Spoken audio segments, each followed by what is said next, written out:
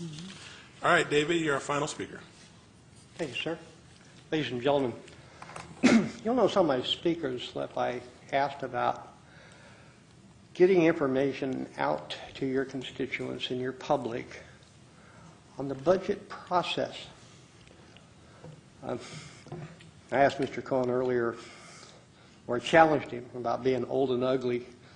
You know, I wasn't when I arrived here in the city 18 years ago. But I've been at many, many budget hearings over the years. And one thing I noticed that this year, I can't see into the future between now and when you pass a budget on June the 30th. And I'm concerned about that.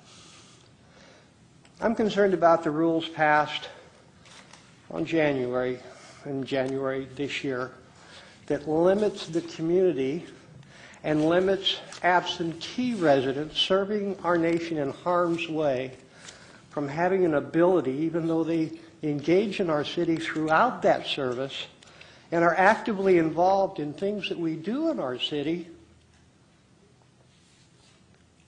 they have no voice tonight.